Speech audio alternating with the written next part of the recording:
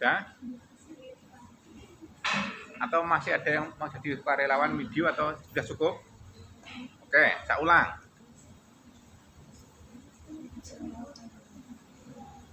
Tendinitis rotator cuff, dipaskan dulu.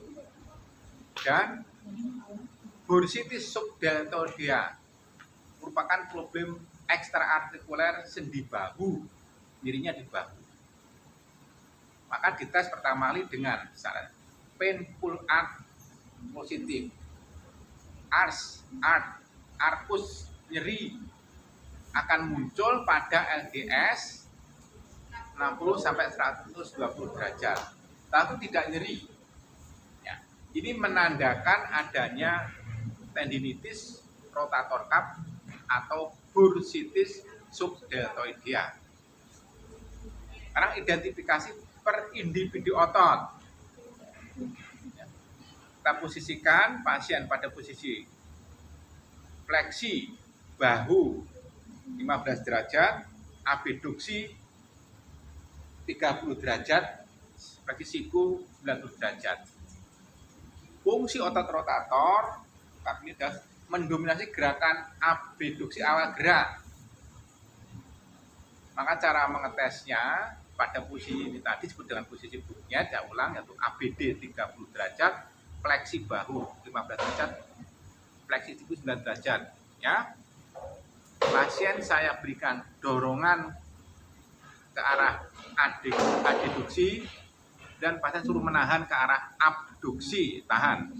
Nah ini artinya berkontraksi adalah otot supraspinatus. Kalau ada problem tendinitis supraspinatus, maka nyerinya berada di perlekatan tendonnya, yaitu di tuberositas major humeri. Oke. Nah, identifikasi kedua adalah dengan diulur ke arah ADD horizontal, jangan tinggi di sini. Nah, ya, ini diulur. Ini mengulur otot supraspinatus. Diulur nyeri, kontraksi isometrik nyeri, painful art positif berarti adalah tendinitis supraspinatus. Yang kedua, tendinitis infraspinatus. Di bawah lekatannya, di bawah geser sana Pak. Ya, di spina scapula ini. Ya. Terus major humeri sehingga sebagai gerakan eksorotasi bahu seperti ini, ya. Ke sini. Maka tesnya adalah kontraksi isometrik melawan tahanan ke arah eksorotasi. Pasien mendorong ke arah fisioterapis mendorong ke arah endo. Pasien suruh menahan. Ya. Handlingnya dipindah. Ya, ini tangan kanan saya ini seperti ini. Kalau bahu kanan ya oke. Ya. Tangan kiri fisioterapis menyangga di shoulder, tangan kanannya menyangga di distal, tangan bawah terus kelaris sendi pergelangan tangan. Kita dorong ke arah endo, dia akan mempertahankan ke arah exo, tahan. Nah ini, ya. Kalau muncul nyeri, ada kemungkinan adalah tendinitis infra. Mengulur berlawanan dengan fungsinya endo mengulurnya ke arah fungsinya itu mengulur ke arah endonya berarti seperti ini. Endo boleh nggak seperti ini? Boleh kalau tidak ada problem. Tadi saya singgung painful art-nya 60 derajat, jadi kalau gini 90 derajat dengan ini sudah nyeri, maka tetap dalam posisi seperti ini. Ini bentur badan, maka saya geser ke sini, ya, lihat, sangga sikunya, yang digerakkan lengan bawahnya diputar, nah ke belakang, nah ini bukan ini ke sini, ini lihat sini, ya, nah, ini adalah endorotasi. Bukan ini loh ya. Oke. Dengan bawahnya aja. Ya. Macam sana Mbak, nanti Mbak. Nah ini. Dulu ya ini, bukan ini tapi ini nanti ya. Ya. Kelihatan? Iya, Kak. Oke, ya. Ini adalah infraspinatus. Kemarin sudah saya tunjukkan lewat ini lah videonya itu. Yang ketiga paling sering, subscapularis. Fungsinya berlawanan dengan infraspinatus, yaitu untuk endorotasi seperti pegangan awal. Ya, kita dorong ke arah keluar eksternal, pasiennya menahan ke arah internal atau endorotasi, tahan jangan mau. Nah seperti ini. Yang digerakkan ini bukan ini ya, lihat. Ya, nyeri. Kemudian pengeluarannya adalah sama. Ya lihat ya, yang mengulur. Ini menahan, tahanan yang mengulur. Menahan, tahan, stop, mengulur. Kalau mengulur ini kamu susah banget pindah sini. Ya. Ya. Oke. Nah, 3 otot paling sering berrotator cuff. Nah, kalau ini tidak ketemu signifikan dalam meningkat selipan, tidak terjadi. Nah, mudah jangan, mudah tetap. Ya, bursa itu bukan tendo otot, tidak bisa berkontraksi. Maka posisi tadi buktinya dengan melawan tahanan karang ekstensi seperti ini, tahan, dorong ke bawah, tahan ini ya. Pasien suruh dorong ke bawah, tapi atau saya suruh dorong ke atas, pasien tahan. Saya dorong ke atas, sikunya saya tekuk, tahan. Ini ada gerak mekanik sini. Maka nyerinya sama tempatnya. Itu adalah bursitis. Kita pastikan bursa enggak berkontraksi. Kita lakukan kompresi pada arah 60 derajat tadi, maksimal kurang. Kita kompresikan, saya putar ke endoexus. Nyeri ini dalam bursa, bursitis subdeltoidea. Oke? Ya? Nah, sekarang pertanyaannya, kalau nyerinya atau di sini, tahan. Nah, di bagian belakang, ya, posterior, di sini. Kalau untuk masuk gerak ekstensi dia nyeri di bagian posterior, yang berkontraksi apa? Nah, kalau di bagian depan yang nyeri berarti mungkin ekstensi ya. Ekstensi depan. Barusan bursa. Barusan tadi saya dorong seperti ini. Dorong, tahan. Nah, tertekan bagian subdeltoid akan sedikit anterior. Di sini media tapi. Kalau sini bagian anterior ya nggak mungkin. Kecuali ada corpus librum yang patah, itu hilang. Ya. Kalau di sini dorong atau tahan seperti ini, nyeri yang berkontraksi otot triceps. Kita pastikan triceps diulur. Triceps untuk ekstensi bahu, ekstensi siku. Lalu seperti ini. Tekan Mbak. Nah, diulur. Jadi bagian posterior, triceps yang masalah. Tapi pen pull up biasanya tidak muncul. Ya, pen pull up tidak muncul. Oke? Sebaliknya,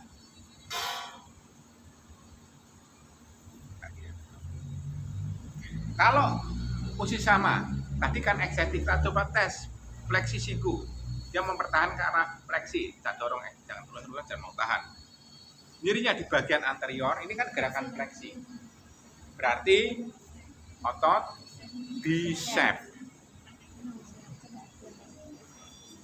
Bicep fungsinya sebagai gerak fleksi bahu, fleksi siku, dan pronasi. Coba putar. Nah, ini berkontraksi lagi. Apa aja? Nah, lihat. Putar ke dalam. Ya. Maka mengulurnya adalah ekstensi bahu, ekstensi siku, dan supinasi seperti ini. Bukan pronasi, tapi supinasi. Ya. Oke. Ingat. Saya bertanya. Ayo diulangi lagi. Praktekkan. Ayo kerjakan, matikan apa-apa. Ayo, sampai sekarang. Tadi saya katakan problem ekstrasirkuler pada nyeri bahu dan tendinitis rotator cuff yang terdiri otot supraspinatus, infraspinatus, dan bursitis subdeltoidea, dan juga otot tendus subscapularis. Kemudian identifikasi tadi menunjukkan biar akurat daerah sumber nyerinya. Seandainya Anda ketemu pasien dengan tendinitis spasmodic waktu memberikan tindakan ultrasound dengan garis belakang seperti ini, ya di sini, ya inilah titiknya. Ya, oke.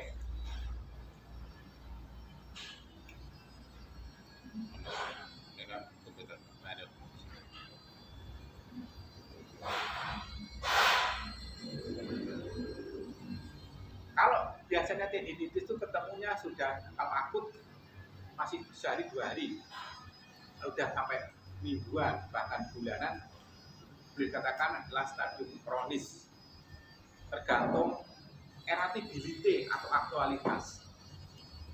Kalau di US itu kotak US dengan efek temanya, maka pemberian US akan intraducer agak besar seperti ini. Kita buat transducer dengan 5 cm kurang lebih, seperti ini, 5 cm. Misal, karena tidak boleh kontak angkuh harus bergerak, maka mengukur ditambah separuh ruang transducer seperti ini. Garis seperti ini. Katakan kalau ini 5, ini luasannya jadi 25 cm persegi.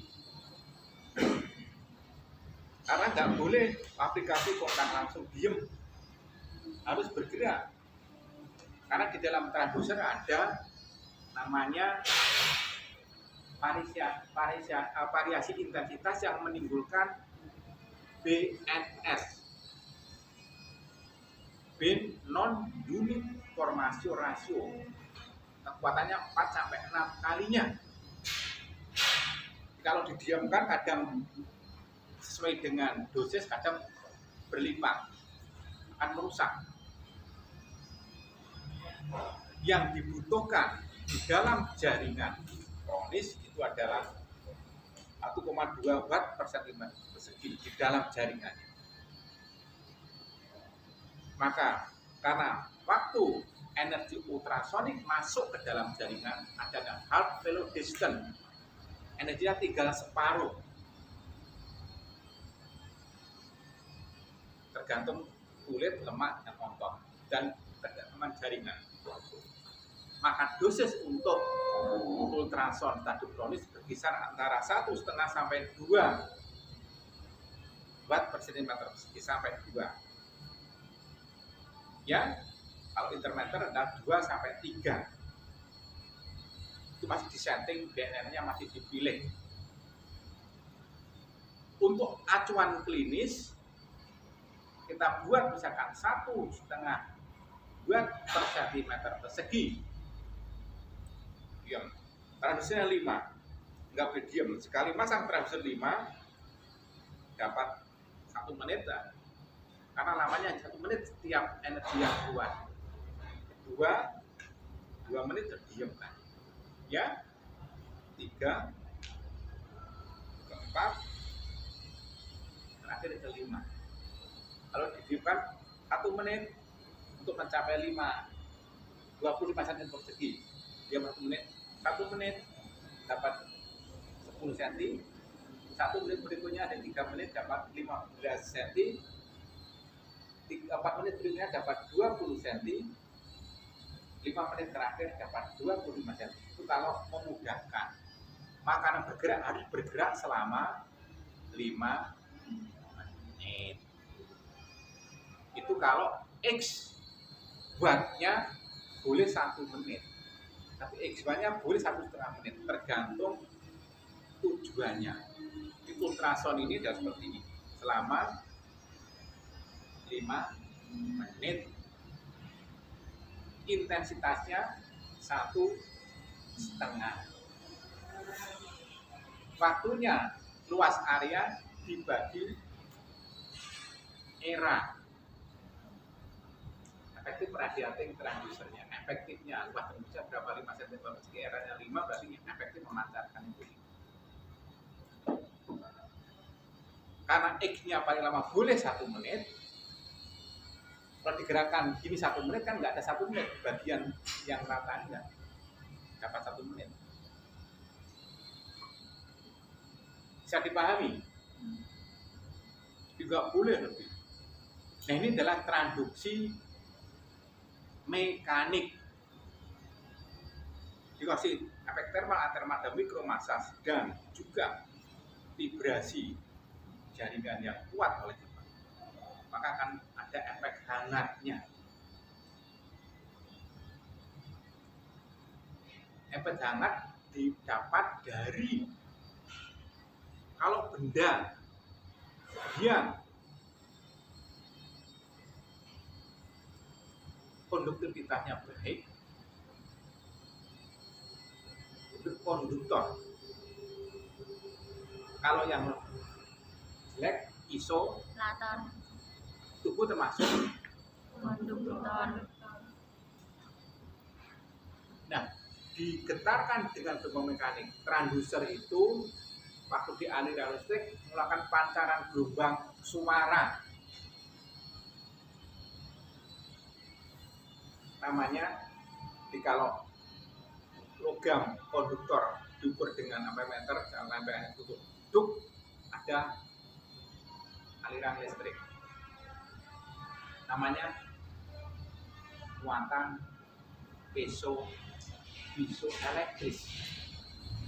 Tapi kalau logam di aliran listrik bergetar, jadi gelombang suara, namanya reverse piezoelektris. Nah, di aliran ini sama aja dibentuk dengan gelombang suara yang frekuensinya kalau rendah berarti 1 juta cycle per detik, kalau tinggi 3 juta cycle per detik.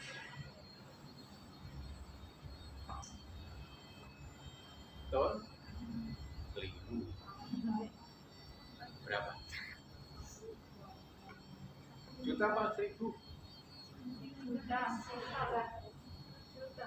Megahertz atau hertz? Yang rendah adalah 1 juta. Yang tinggi adalah balik. Kok banyak yang tinggi itu frekuensinya 3.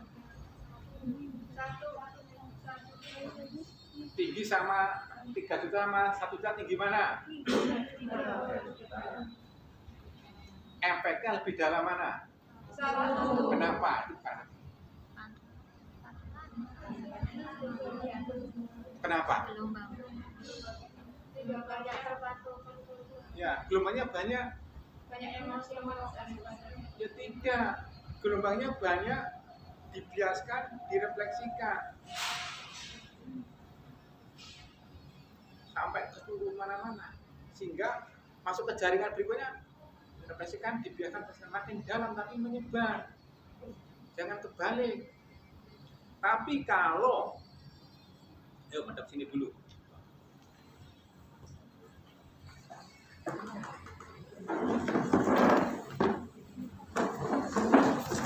Indikasi kontinu itu kalau rendah 0,5, sedang 0,1, tinggi 1 sampai 2, antara hampir 1 atau 1,5. Itu dosis. Lamanya minimal boleh tergantung transduser. Transduser 1, eranya 1, luasnya dihitung jadikan 10, difokuskan. Jangan jadikan 25, kesel angguran begini terus 25 detik. Maka diambil transduser yang agak besar, nggak lama waktunya. SBT tembak langsung. SBT diperhatikan belum? Belum. Nggak saya tak singgung. Gue lalu benar ya. Nah, sekarang kalau problem tendinitis katakan rotator cuff, setelah itu melakukan modulasi nyeri, Anda ingin memberikan tapping, prinsipnya bisa inhibisi, fasilitasi, bisa memperbaiki sistem limpatik. Maka yang di tapping yang bisa yang supra dan infra. Kalau supra infra ini mengalami temperadangan, beban kerja banyak ditopang oleh deltoid, maka biar tappingnya juga harus deltoid juga. Ya, deltoid pertama dari sini mas, deltoid dorong sampai sini. Ya, gambar deltoidnya jelas. Ya, ini deltoid. Oh, coba di sana. Atau nanti nggak apa-apa, yang penting tidak sini dulu ya. Ya, ini deltoid. Ini pakai angkornya jangkanya versi deltoid. Ya, ini ditulis pecah, nggak lihat, ya.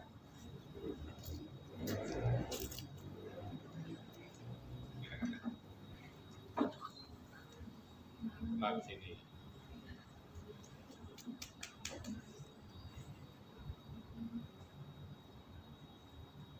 Oke, tiap yang dilintasi tapping kulit harus keadaan terulur, bagian posterior maka telurnya seperti ini tadi deltoidnya, lalu lepas, ya, terulur. Dan lihat ya, lihat dari belakang ada letakan plak, lihat ya.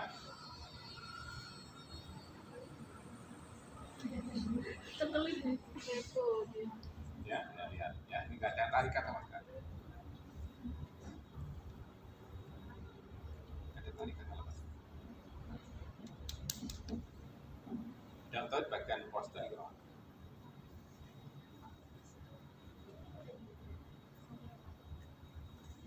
Ya, bagian anterior. Lihat berkerut ya.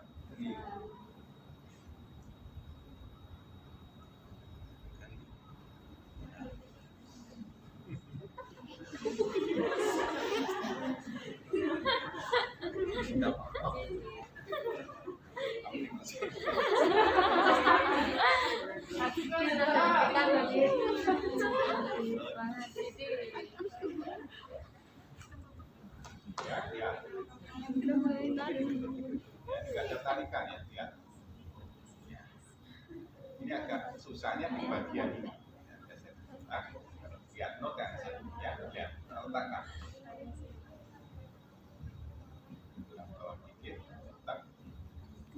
Tak ada sementara.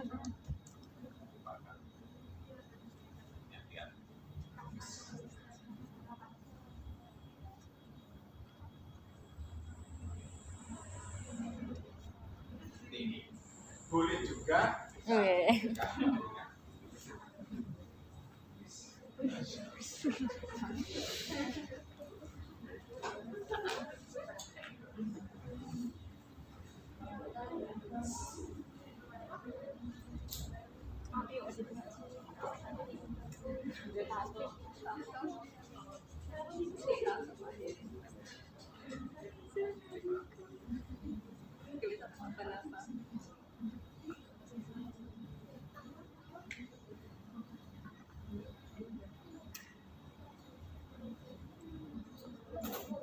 Boleh seperti itu. Ada cara lagi? Ada enggak? Ya, seperti ini boleh. Saya boleh seperti ini. Enggak perlu. Anterior dulu. Ini lebih mudah menurut saya. Sama, ya. Kalau deltoidnya sangat jelas. Ya, ya, lihat.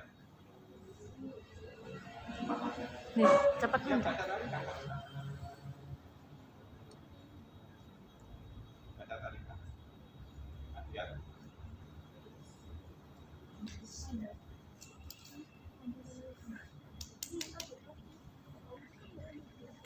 Pak tidak terpengaruh dengan untuk ide tadi.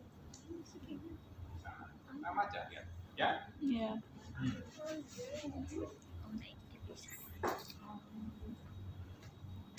Ini lebih mudah.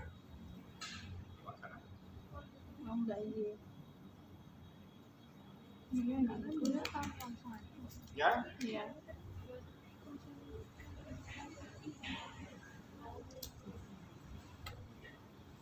Ke sana.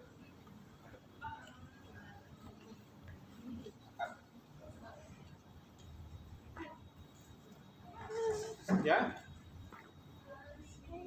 Oke. Ya. Oke, Pak. Ya. Sini lagi. Sekarang misalkan balut satunya komplit supraspinatus itu brutus major ini ya di sini supraspinatus.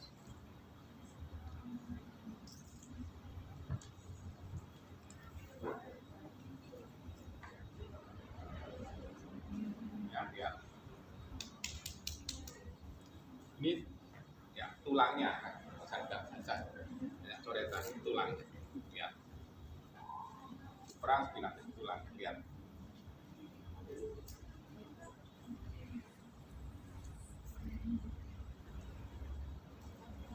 Ada tarikan.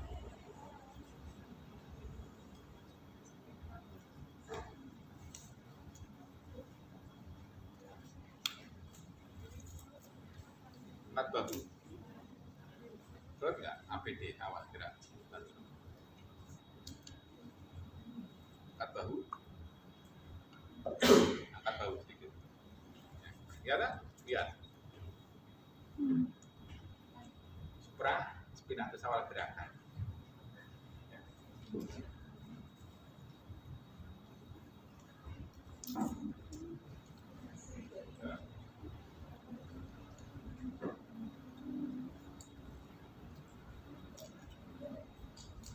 Sama, supra. Panjang dulu ini. Ini spina scapula. Nah, tarik seperti ini.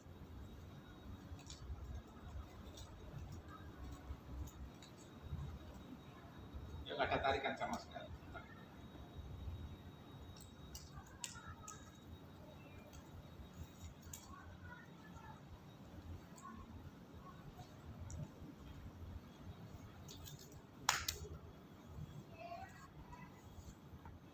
Putar. Rotasi. Oke. Sekarang angkat bareng bahu kanan kiri. Lebih rasanya gimana nantinya Mas? Ya? Kanan atau kiri? Ya. Ini bisi. Ya? Ini sampai supra ilban.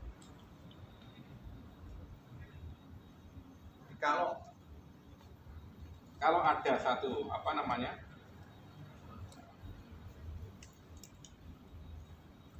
pasien nyeri bahu pasang ini, ya nggak bisa angkat ini, susah. Kalau problem teknik ini cepat banget, frozen susah. Dan pasien datang nggak bisa cicilan nyeri banget, ini juga nyeri. Nah, dimodulasi nyeri terakhir tapping. Setelah bisa ngangkat malah bingung, dikira sulapan. Repot. Sakit ingin nggak sakit, telah nggak sakit bingung lagi. Jangan-jangan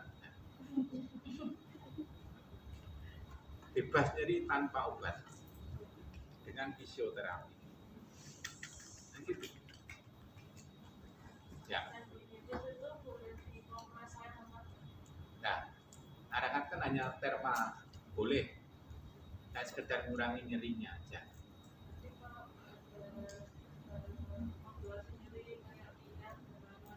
Periksa kan bisa.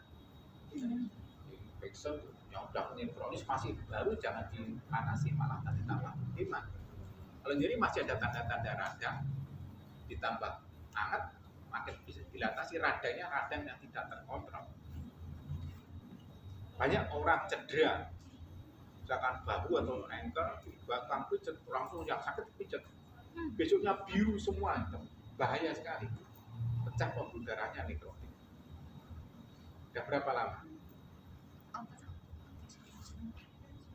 Siapa? Kamu? Ibu. Kamu tak coba sih. Ya. Tes dulu, pelajaran nanti buktikan tendinitis suprapubic.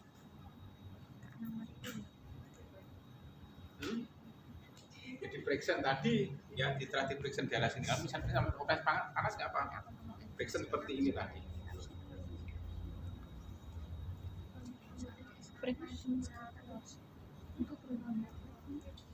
Kamu bisa mapping dengan foto gambar ini. Tak potongkan nanti tinggal masang di rumah. Ya, ini saat pecah, dah bisa nggak? Enggak. Biar membedakan. Untuk deltoidnya hanya cara ini saja yang gampang. Nanti dipraktekkan. Cara ini, nah, teruskan dulu biar ada pembandingannya.